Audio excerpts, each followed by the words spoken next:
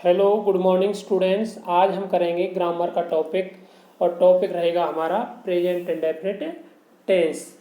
इस चैप्टर में हम पढ़ेंगे कि किस तरह से एग्जाम में दिए गए फ्लप्स कंप्लीट किए जाते हैं जो टेंसेस से रिलेटेड होते हैं, वर्ब की मदद से भरे जाएंगे। पहले हम देखते हैं कि इनकी फॉर्मेशन क्या होती है। सिंपल सेंटेंस की फॉर्मेशन होती है subject plus V1 oblique V1 plus S oblique ES plus object. इसका मतलब है सब्जेक्ट लगता है, उसके बाद फर्स्ट फॉर्म लगती है। यदि हमारा सब्जेक्ट थर्ड पर्सन सिंगुलर है तो हम एस या ES जोड़ते हैं वर्ब के साथ और फिर ऑब्जेक्ट लगता है। नेगेटिव सेंटेंस की फॉर्मेशन है सब्जेक्ट प्लस डू या does plus not plus V1 plus object. और इसी तरह जो हमारा इंटरोगेटिव सेंटेंस है उसकी फॉर्मेशन है डू या does plus subject plus V1 plus object plus question mark. तो ये फॉर्मेशन लगभग ज़्यादातर बच्चों को पता होता है, नहीं पता हो तो इस पर आप इस यहाँ से देखकर गौर करें, ध्यान में रखें। पहला रूल है इसको फिलअप करने वाले रूल के under, if the following words are found in a sentence generally present indefinite tense is used। नीचे दिए गए जो शब्द हैं यदि ये कभी भी आपको किसी सेंटेंस में मिल जाते हैं तो ज़्यादातर हम इनका यूज इन वर्ड्स की वजह से प्रेजेंट इंडेफिनिट टेंस ही बनाते हैं। प्रेजेंट इंडेफिनिट टेंस ही वहाँ पर हम फिलअप करते हैं। ये वर्ड्स हैं ऑफन है, यूजुअली है, जर्नली है, नेवर है, रेयरली है, सेल्डम है, डेली है, everyday, once a day, once a week, once a month, once a year और ट्वाइस अ डे, हार्डली और स्केर्सली। ऑफन का मीनिंग होता है प्राय, यूजुअली का मतलब जो अक्सर, जर्नली भी प्राय होता है, नेवर कभी नहीं होता है इसका मीनिंग, और ये सिंपल सेंटेंस में यूज किया जाता है प्रेजेंट इंडेफिनिट में। रेयरली कभी कभी, सेल्डम भी कभी कभी है, और डेली का, एवरीडे का, ये सारी चीज़ें ऐसी हैं जिन्हें आप जानते हैं। हार्डली मीन मुश्किल से और स्केर्सली भी मुश्किल से है। एग्जाम्पल है he goes to Delhi once a week, कि वह सप्ताह में एक बार दिल्ली जाता है। सेकंड रूल है टू एक्सप्रेस हैबिट और हैबिचुअल एक्शन इन प्रेजेंट, अर्थात वर्तमान की आदत को प्रकट करने के लिए या वर्तमान का कोई हैबिचुअल एक्शन है उसे व्यक्त करने के लिए प्रेजेंट इंडेफिनिट का यूज किया जाता है। आई प्ले बॉक्सिंग डेली, मैं रोजाना बॉक्सिंग खेलता हूँ, तो एक तरह की हैबिट हो गई, रूटीन हो गया। रूटीन को भी इसी में हैबिट हो, हैबिचुअल एक्शन हो या रूटीन हो, वो प्रेजेंट इंडेफिनिट टेंस में ही भरा जाएगा। नंबर थर्ड है to express general truth and scientific truth, सामान्य सच्चाई को व्यक्त करने के लिए और सामान्य यानी कि हम सार्वभौमिक सत्य बोल सकते हैं इसको, सार्वभौमिक सत्य को और वैज्ञानिक सत्य को प्रकट करने के लिए प्रेजेंट इंडेफिनिट टेंस का प्रयोग किया जाता है। एग्जाम्पल है the sun rises in the east, ये तो हो गया जनरल ट्रुथ का। और दूसरा एग्जाम्पल है साइंटिफिक ट्रुथ का, water boils at 100 degree Celsius. Rule number fourth है to express past action in interesting way, past की घटनाओं को इंटरेस्टिंग वे में व्यक्त करने के लिए भी इसका यूज किया जाता है, विशेष तौर पर ऐतिहासिक घटनाओं को व्यक्त करने के लिए। जो इतिहास की घटनाएं होती हैं उन्हें। Rana Sanga faces Babur in the battle of the Khanwa, he shows a great heroism and fight with an extraordinary courage, but just then an arrow hits him from nowhere and kills him। तो इस तरह की जो पास्ट एक्शन की जो इंटरेस्टिव वे में जो expression होगा वो भी प्रेजेंट इंडेफिनिट में किया जाता है। नंबर फिफ्थ है टू एक्सप्रेस रनिंग कॉमेंट्री, ये रनिंग कॉमेंट्री ज़्यादातर खेलों में ही होती है, तो खेलों की जो कॉमेंट्री होती है प्रेजेंट इंडेफिनिट में ही यूज की जाती है, बोली जाती है। Ram balls to Shyam and Shyam hits the ball, Raju runs and catches the ball and hits the wicket. इस तरह से जो है। नंबर 6 है to express future action. Future action को यानी कि व्हेन टाइम और प्रोग्राम इज फिक्स्ड, भविष्य की किसी एक्शन को, भविष्य के किसी कार्य को, वर्ब को, एक्शन को प्रकट करने के लिए जिसका टाइम और प्रोग्राम पहले ही फिक्स कर रखा हो। The next train for Delhi leaves eight 2 PM, तो इसका एग्जाम्पल हो गया। नंबर 7 है to express quotations of someone. जब भी कोई व्यक्ति कोटेशन देता है, बोलता है, तो उसकी कोटेशन को हम प्रेजेंट इंडेफिनिट में ही व्यक्त करते हैं। कीट सेज, कीट्स एक पोइट है, वो क्या कहता है, a thing of beauty is a joy for ever. तो उसकी ये जो a thing of beauty is a joy for ever, ये प्रेजेंट इंडेफिनिट में ही व्यक्त की गई है।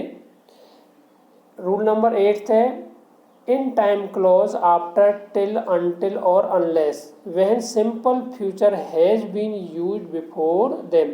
जब टाइम क्लॉज होता है, कुछ बच्चों ने टाइम क्लॉजेस पढ़ रखे होंगे अच्छे ढंग से, तो उन्हें आसानी से समझ में आ जाएगा एक बार में ही कि जो टाइम क्लॉज होता है उसमें टिल के और अनटिल के बाद या अनलेस के बाद जब सिंपल फ्यूचर यूज हो रहा हो तो उनसे पहले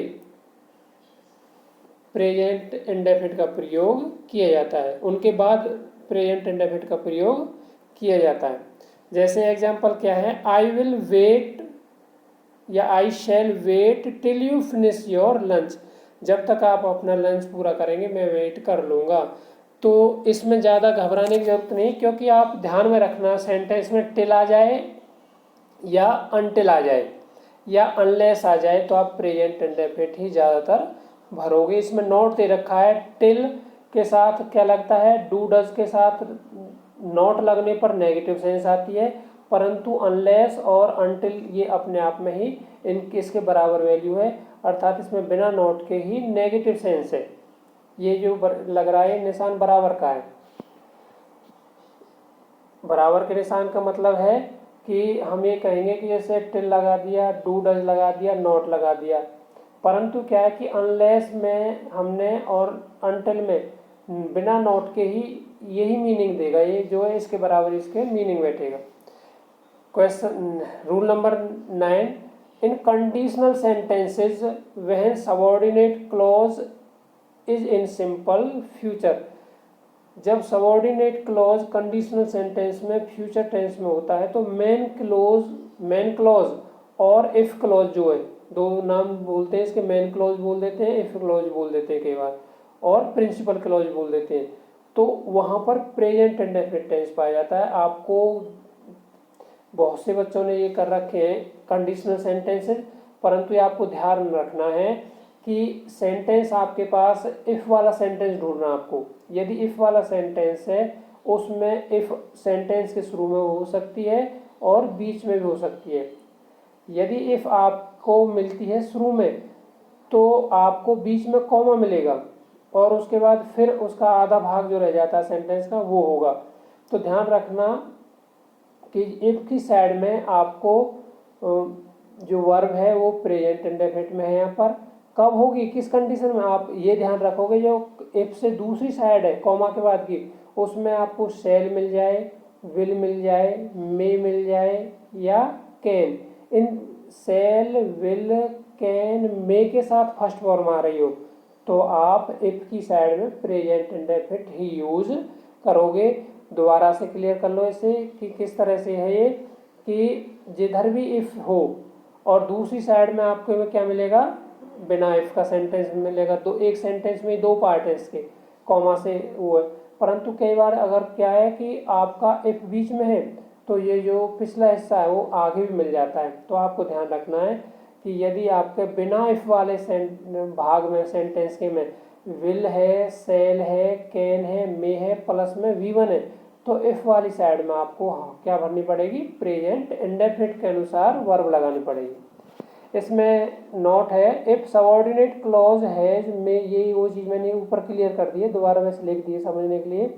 subordinate clause has, may, can plus में V1 then main clause will है प्रेजेंट इंडेफिनिट टेंस, तो ये प्रेजेंट इंडेफिनिट टेंस में होगा। ऐसी क्या है कि subordinate clause is in imperative sentence. कई बार क्या है कि सबऑर्डिनेट क्लॉज आपको किस में मिल सकता है, इम्पेरेटिव सेंटेंस में, यानी कि वर्ब की फर्स्ट फॉर्म से सेंटेंस शुरू हो रहा। Then main clause will be in present indefinite tense, तो मेन जो क्लॉज होगी वो आपकी प्रेजेंट इंडेफिनिट में ही पाएगी। जैसे एग्जांपल है इसका, work hard if you want to get first division. आपका जो इफ है यहाँ से और डिवीजन तक ये आपका पार्ट ये अलग है, और वर्क हार्ड ये यहाँ तक ये है, तो आपको ध्यान में रखना है। तो आपको यहाँ इम्पेरेटिव सेंटेंस है क्योंकि फर्स्ट फॉर्म से शुरू हो रहा है, वर्क से, वर्क वर्ब की फर्स्ट फॉर्म में, तो ये इम्पेरेटिव सेंटेंस से शुरू हो रहा है और इधर की साइड में आपका एफ आ रहा है। तो ऐसी कंडीशन में भी आपको क्या करना है, फर्स्ट फॉर्म भरनी, अर्थात प्रेजेंट इंडेफिनिट। हाँ, इसमें एक अपवाद है, जैसे कि एक्सेप्शन है, go home if you have finished your work. ऐसे केस में क्या होता है, in this case main clause will be in present perfect tense. तो इस तरह के सेंटेंस में जो ये इफ वाला साइड है ये प्रेजेंट परफेक्ट में रहेगा। अब आप के लिए है रूल नंबर 10th। अब रूल नंबर 10th में देखना आपको जो है, इन subordinate clause of future perfect tense. आपने जब कभी ट्रांसलेशन सीखी होगी, फ्यूचर या टेंस बनाने सीखे होंगे, फ्यूचर परफेक्ट में जब आपको कराया होगा तो ये बताते, जब फ्यूचर परफेक्ट में दो काम हुए हों तो बाद में होने वाला काम प्रेजेंट इंडेफिनिट में बनता है। यहाँ पर हमने ये आपको समझाया किसके माध्यम से, क्लॉज के माध्यम से। अगर क्लॉज के माध्यम से समझ में नहीं आता तो आपको ध्यान रखना है कि आपके सेंटेंस में अगर क्या दे रखा हो, फ्यूचर परफेक्ट दे रखा हो और बिफोर या आफ्टर आ रहा हो तो उसके खालिस्तान दे रखा हो तो आपको प्रेजेंट इंडेफिनिट में भरना है। अब आपको जो ये नियम याद रखने हैं, बड़े आसान है नियम याद रखना, ज़्यादा दिक्कत नहीं आती बिल्कुल भी। एक सिंपल सा फॉर्मूला है, जैसे कि आप ऊपर देखेंगे, सबसे पहले जो मैंने बताया था आपको कि कुछ वर्ड्स थे पहले नियम में कि भाई ऑफन है, यूजुअली है, ये जो शब्द हैं जितने भी, इनसे जो आपको डरने की बात नहीं है, बिल्कुल नॉर्मल है, आप इन्हें याद कर लोगे एक बार में। कई बार बच्चे सोचते हैं कि हम कंफ्यूज हो जाएंगे। जैसे क्या है कि ऑफन है, यूजुअली है, जर्नली है, अगर हम इन्हीं सबको एक तरह से एक फॉर्मूले से सीखें तो बहुत आसान हो जाएगा। जैसे हमने क्या ले लिया, ओ, ऑफन का ओ ले लिया और हार्डली का एच ले लिया, और वंस जो है 2-4 बार इसमें once a week, once a month, इस तरह से इसका ओ ले लिया, और हमने क्या ले लिया, उसका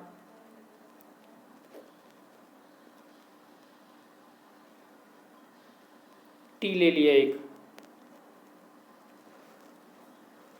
तो इसमें क्या है कि ओ हॉट गन ड्रेस, तो जी जर्नली के लिए है, यू आपका यूजुअली के लिए है, एन नेवर के लिए है, डी आपका है उसके लिए क्या नाम है, डेली के लिए, आर आपका है रेयरली के लिए, ई आपका एवरीडे के लिए, और 2 एस है इसमें, एक एस आपका है सेल्डम के लिए और एक है आपका स्केर्सली के लिए। तो आप ध्यान रखना है, ये पूरे वर्ड आपको थोड़ी सी देर में याद हो जाएंगे। ओ हॉट गन ड्रेस, इस तरह से आप ये कर लेंगे। फिर आपके जो ये बाकी जो नियम हैं, जो ये है दूसरे उससे लेकर, आप देखो इसमें क्या है कि एक जगह आपका इफ़ वाला सेंटेंस है, एक जगह आदत वाला सेंटेंस है, एक जगह आपको जो है ट्रुथ वाला सेंटेंस है, रूल है, एक जगह आपका पास्ट वाला रूल है, एक जगह फ्यूचर है, एक जगह टाइम क्लोज का है, और एक जगह कोटेशन का है। यदि हम ऐसे वैसे याद करें, जैसे क्या, यदि एक आदत, 2 सत्य, पास्ट व फ्यूचर टाइम कोटेशन, इस तरह से याद कर लेते हैं तो आपको ये आसानी से याद हो जाएगा।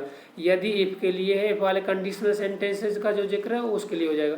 एक आदत का मतलब है जो आपका हैबिट वाला एक्शन है वो आ जाएगा। दो ट्रुथ का मतलब है जर्नल ट्रुथ और साइंटिफिक ट्रुथ। पास्ट का मतलब है जो इंटरेस्टिंग वे में जो पास्ट है इवेंट को बताया जाता है उसके लिए। और फ्यूचर का है, फ्यूचर के जो एक्शन के लिए जिसके लिए टाइम फिक्स किया जाता है, प्रोग्राम फिक्स होता है, उसको एक्सप्रेस करने के लिए। टाइम है आपका टाइम क्लॉज वाले के लिए, रूल के लिए, और कोटेशन है आपका कोटेशन वाले रूल के लिए। तो ये एक तरह से आप याद करने के लिए इन फॉर्मूले से आसानी से अपने दिमाग में रख सकते हो। I hope you will learn these rules by heart. I try my best to make easy these rules. So okay guys, try to understand and practice from your grammar book of the exercise. And in the second video, this is the first video of this tense, and in the second video of this tense I will give you exercise for practice. अगला हमारा video होगा grammar की, इसी grammar के topic के practice के लिए, जिसमें हम आपको सेंटेंसेस देंगे, फिर उसके बाद हम आपको पैराग्राफ देंगे फिलअप्स करने के लिए, जो आपको जो है प्रैक्टिस करते करते आपको बहुत आसान हो जाएंगे सारा कुछ। Like and subscribe this video, ताकि आपको जो है सब्सक्राइब करने के बाद अगला वीडियो तुरंत ही आपके लिए आसानी से हासिल हो जाए। तो thank you all of you again.